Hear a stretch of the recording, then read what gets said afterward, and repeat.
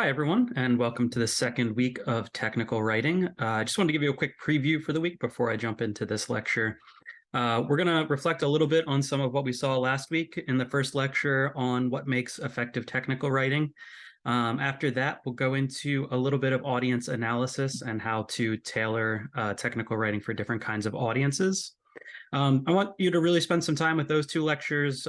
Feel free to pause the video and think about them if you have to, because I'm going to ask you to really use the information in those two lectures on your assignment this week. The assignment that I'm going to have you do involves redesigning my own syllabus for this course into a one-page document. I think that's going to take quite a bit of work, and it's going to require a lot of the vocab from these first two lectures. So for this week, we'll only do that one assignment instead of two. So we'll do that one assignment and 3 discussion posts.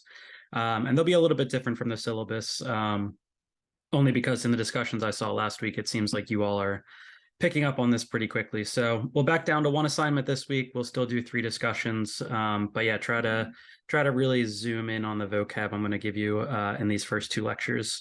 The last one will cover research and technical writing. It's just vocab I want you to be familiar with. But because we have a 5-week session, I don't think we're going to have the time to really go into an in-depth research project in this course, which is okay. But like I said, I'll just want you to be familiar with technical writing research and how it works. So that'll be our last lecture. But for this one, I just wanted to reflect on what we saw last week. And particularly draw out some of the definitions of what we'd call efficient technical writing. I've mentioned this textbook a few times, and I'll cite it again at the bottom of this video. But yeah, Lannon and Gurak's textbook on technical writing. I would have assigned it for this course if we had 15 weeks together, but I'll be using it for the last time this week, and then we'll move on to some cutting edge kind of stuff going on in technical communication. But here's their definition for efficient technical writing, and I'll go through some examples I saw in the discussion posts from last week. They define efficient technical communication as having worthwhile content, sensible organization, a readable style, effective visuals, effective page design, and supplements or being available in various forms. And so let me jump into our examples right away.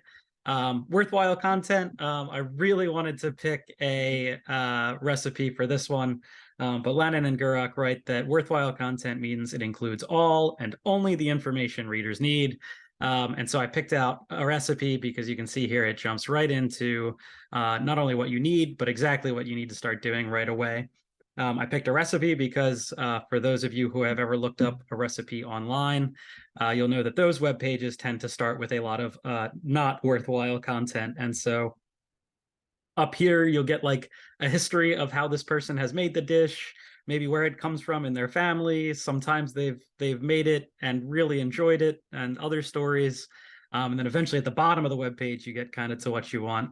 But here on this recipe, we have worthwhile content, right? It includes only what we need. It jumps right into how to make it, how many servings, and all of that. Other things to note here, it is a really good piece of technical writing as we defined it last week. It uses really effective headings. It tells us what section of the book we're in, the title of what we're about to make, good bulleted lists, although I guess you wouldn't call that necessarily bulleted, but kind of nicely separated and easy to read in that sense. One other thing to notice, to start to think about a design decision that you can think about with page design, is that this uses a grid. It looks like it's a 3-piece grid to me, where there's 3 columns. So it would be the center one that includes the 2 headings, 1 column over here that includes just this information, and then this 3rd column would just kind of be the right side of the page. But it's something to look for. I'll point that out in another one of our examples that has a 4-column grid.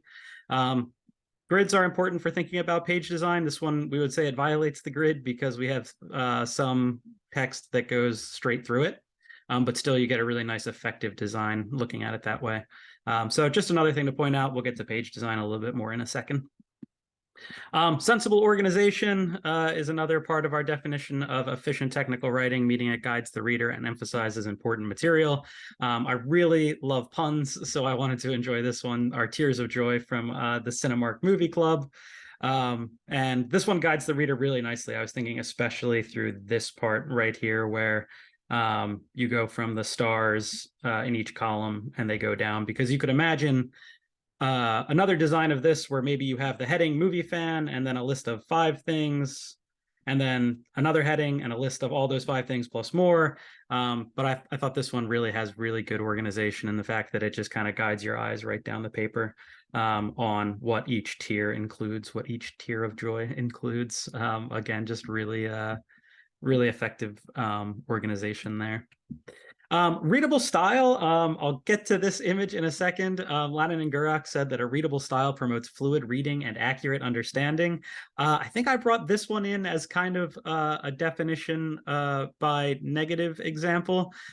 This was one where I really struggled to have that fluid reading style, right?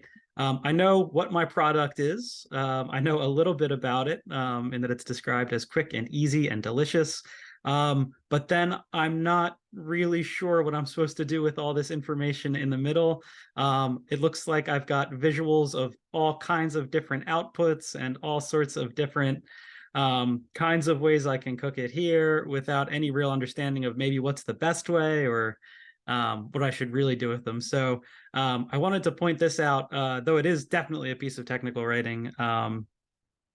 For some of the markers we talked about last week, it is one that has kind of a tough readable style. It does have, it looks like different types of fonts at different times. And so, yeah, your eyes really get kind of lost on this page as contrasted to maybe something like this where you have bolded out your ingredients and then each thing has a bolded point and we know sort of exactly where we're going.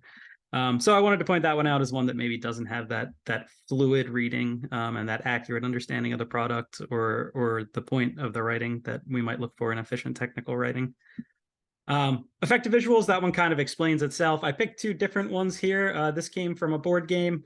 I think this one is an effective visual. I turned this piece upside down, put the ring in, flip it over. This is what I should see. And then I plop it right onto this little instrument here. This one came from a printer cartridge. I thought this was less effective as far as a visual goes. It looks like I've got a lot going on with step 1 here, but also step 1 here and steps 2 also there. And then here we have examples of what not to do, it looks like. And so this one looks like a little bit less of an effective visual for what it wants to communicate. But there you are. Effective visuals make for really efficient technical communication and technical writing. Effective page design, Lannon and Gurak say that means you provide headings, lists, type styles that are effective, white space, which I'll talk about in a second, and other aids to navigation. This would be one I think that kind of hits the nail on the head with a lot of that. So we have our heads, right? We know what part of the magazine or book we're in, it looks like, or what theme we're going with. We have immediately the title of our dish, and then we go into our lists. The type style is all sans serif, which means it's a font without those little feet on the bottom or curls at the end of the letters. We say that sans serif are a little bit more readable, a little bit more gentle on the eyes, especially on digital formats. White space, as you can see, it's not like a wall of text the way we saw with some of the course descriptions we looked at on other syllabi in the discussion titled Syllabus Week from last week. Nothing here is really a wall of text. You get good white space between steps. Down here, when we go to a different topic, you get good white space between columns, and the whole thing just doesn't seem very crowded with text. It's a page that doesn't overwhelm you. And that's the styles we see here. Other aids to navigation, I wanted to return to the idea of a grid. Oops, sorry. So we have a 4-point grid here. It looks like 1 column here, 1 column here, 1 column here, and 1 column here. And those give you 4. Again, you see this kind of breaks the grid and sticks out a little bit, but it gives you an effective visual for what you're making over here. So again, that's another effective aid, is just kind of, you know, what to expect with each part of the paper as your eye goes across it. And then the last thing that they mention are supplements and availability. When Lannon and Gurak are talking about it, I believe they mean things like appendices, extra documents that might supplement what you're looking at. But I wanted to take the DC Metro map that we saw on our discussion post and see if I could find supplements or availability online. And it looks like the DC Transit Authority has this map as well posted online, so you can kind of see how things correspond and get a different look at the system. And so again, we'd say that's just efficient, because maybe if I have this and I have low vision or I need reading glasses, it might be easier for me to switch over to the digital format and be able to zoom in and out. And so those are our markers of effective technical writing. The next lecture, I'll cover how we think about our audience and how we tailor to the needs of those audiences, which might break the rules a little bit of efficient technical writing, but we'll think about how to do that really intentionally. So thanks for listening, and yeah, I'll look forward to the next lecture. Thanks.